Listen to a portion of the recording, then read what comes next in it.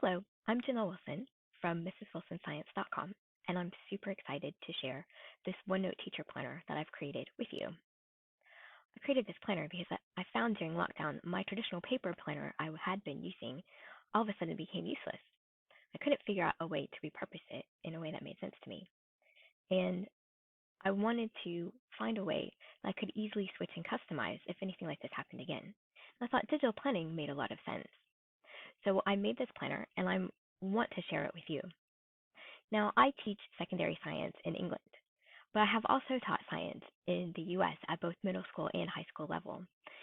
And so I've tried to make this planner something that people from all over the world might be able to use, although probably my personal experiences really frame the way the planner works. I have added lots of things in, though, that allow you to customize it, so hopefully you can find a way to make this work for you. I want to give you a quick tour of the planner so you can see how it works, some of the quirky things I did to make it work in OneNote, and to show you how to use the stickers and things like that. So let's have a look at the planner. Here we are at the first page of the planner, which you've probably already seen. And this is just an overview to tell you a little bit about it and why I made the planner. And you've already had a look at this, how to use this planner. Now you might find when you have worked out how to use the planner that you don't need these pages anymore. And so you might just want to delete those. If that's the case, that's fine. So now we have the overview section, and I've created lots of different overviews, and I know that different people like to use different types of overviews. There's an information page, a yearly overview, a year at a glance, a place for term dates, which is what we call these in the UK, a place for your timetable, which is what we call the schedule in England. You might have different ways of doing your timetable, so I've put a couple different options, and then a class schedule that's just blank. So if you're in the US or somewhere else besides England, you can put your schedule in there.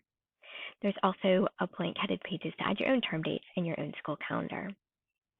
Then we get into the main part of the planner, and in this main part of the planner, we have for each month a monthly overview calendar and then weekly planning pages. Now, the main part of the planner in these planning pages, the pages are in a horizontal layout. It is also in a table, so as you type, you can put additional information. Hidden right here at the top is the title of the page. So I've taken out the OneNote page header so that it looks prettier, in my opinion. And in order to keep the title of the page, I've had to hide the page numbers here, the page title here. And what I've done is put it into white text at I6 font, and then it blends in and you don't notice that it's there. So the planner runs from August of 2020 to August of 2021, and there's a different format and for each of the months and different color schemes for each one.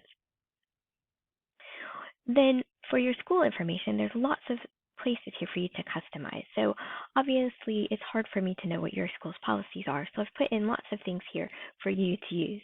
You might find that you don't need some of these pages, and so you can just right click and delete the page if it's something that you don't need. Next, we have student information, and I've got a basic birthdays here that you could use for students or for colleagues, a parent care communication log, and then student checklists. Now, this one here for this Excel spreadsheet student checklist only works in the 2016 version of OneNote. So if you're not using the 2016 version all the time, you might want to use just this basic checklist here that's already just in a regular table.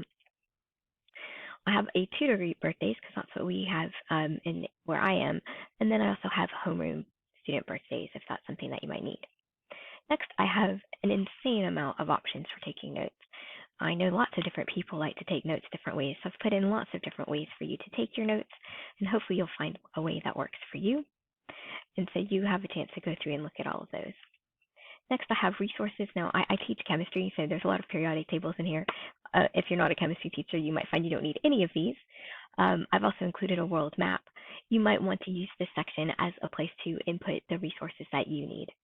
Now, like the planning pages, there's a hidden box up here at the top with the name of the page. So if you ever need to change the name of the page, you can use that there. The next section are my sticker section, and you can see there's several different options here for stickers. First, we have some plain boxes. Then we have events, and this first page of event stickers is probably more useful if you're in England. The second set is probably more useful if you're in the US. Then we have label and flag stickers, quote stickers, star stickers, and different washi stickers. Now to use any of these any of these stickers, all you need to do is find the sticker that you want to use. So let's say you wanted to use this one. You can see it's highlighted here. So all you need is click on the sticker, and then you can copy the sticker and then peg it to where you would like to put it. So let's say I want to put it into August. I want to put it on the calendar. And I'm just going to right click and paste, or I could do Control V for paste. And then if I need to, I can resize it and put the sticker where I want it to be. That's all you have to do for all of those stickers. Now I've found if you want a little bit more ability to move the stickers into the exact spot that you want it, it works better in the web version. Right now I'm using the OneNote for Windows 10 to show you this. All right, so that's the stickers. And then let's come down here, and the last section we have are our template section. It's quite a lot going on here in the templates. First, I have a secondary set of calendars. So if you wanted a calendar set that's a little bit brighter and a little bit crazier perhaps, and you don't need to write as much, then you might find you like these ones, and you can just copy these over into the section. Now to copy pages, all you need to do is click move/copy, and then you can select where you'd like it to go. So if you'd like to use this one for August, you can just select August and move it there. Additionally, I have lots of border templates. So all of the page borders used throughout, there's a plain template here so that you can copy this page into the section where you would like to use it. So for instance, that resource section used this page border, and I said most of those resources maybe aren't useful to you. You could copy this over and then add in the information that you would like into your page.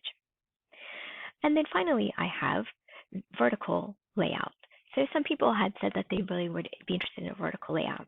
Now I know looking at this right here, it looks like there's not any room to write, but this is a table, so you can just add in all the space that you need, and it will grow as you are using it. So don't be worried about the spacing there. You've got plenty of space to use. And so there's a vertical layout for each of the months from August 2020 to August 2021. Now, if you haven't used OneNote before, you might not be aware that you can insert things in. So for instance, on the insert here, I can insert files, printouts, etc., or links. And so if I insert a file, something to note here is that it actually inserts this file into your planner, and it starts living in your planner. So if you want to insert a link to your file that's on OneDrive, you would want to do that a little bit differently. So if you want to insert a file and link it from your OneDrive, you would need to go into OneDrive and get the links to the file, and then you would just need to paste this into the address bar and then put the text you want to display. So that's how you would do that if you have want to link something from OneDrive, which I think is probably a much better way to do most of your things, especially if it's like PowerPoint files and handouts and things that you might be using during your lesson, so it doesn't make your OneNote files too large. However, you can also insert printouts, and I've put instructions on some of the pages, especially when we're looking at the school information about how to do that. So let's say you have a daily schedule file and you have it saved somewhere on your computer, and it can be a Word document or a PDF or anything like that. And all you need to do is come up here to the insert file, and then you need to choose to find the file you want to insert and then insert it. You can also insert it as a printout, which will make it show up on the page. So if you want to do that, that would be another option. You can also use OneNote as a printer. So if you have a document that's open in Word and you want to put it to a specific page in your planner, all you have to do is say print to OneNote and then choose the place in your planner where you want it to go, and it will end up printed out as a printout on the page. And some of the things that I used in the planner were used as printouts to the page. And that would be like the periodic tables and everything on this page here. These are all PDFs, and these are inserted as printouts. Now, this is what it has looked at in OneNote for Windows 10. You can use this on the OneNote for 2016, which has a little bit different functionality. You can use it on OneNote for the web, and you can use it on the apps on tablets and things like that. This is just a quick overview to show you how it looks a smidge different in OneNote for 2016, but you do have a little bit more control over things that you can do in OneNote 2016. Microsoft is going to get rid of this, and then they've decided not to. So it is on new installations from March of 2020, But if you don't have it on your machine, you are able to download it for free. And it's really useful if it's not something that you've looked at before, but there are some things that it allows you to do that you're not able to do in some of the other versions. OneNote's weird. I found there's some things you can do online that you can't do in the desktop apps, and there's some things you can do in desktop apps you can't do online. So you just have to pick and choose what works best for you. However, once you have it set up, you'll be able to use it across your devices as long as you've saved your planner file into your OneDrive. So there you have it. That's just a quick overview of the OneNote teacher planner I've created that I've called the Bright Future 2020-2021 Teacher Planner. I hope you like it. And I would love to hear your feedback about it. So there's a form that I would love for you to fill in once you've had a chance to play around with it, just so I can see what you think about it. I do plan to be releasing a few updates, especially once I start using the planner and see the things that I think I might have forgot to add in, and you might see things that you think I forgot to add in. If you have any suggestions, feel free to put that in the feedback. Thank you for taking the time to watch this, and I really do hope you enjoy using this planner. I can't wait to hear your feedback, and I hope you enjoy using it as much as I have had fun creating it. Thank you.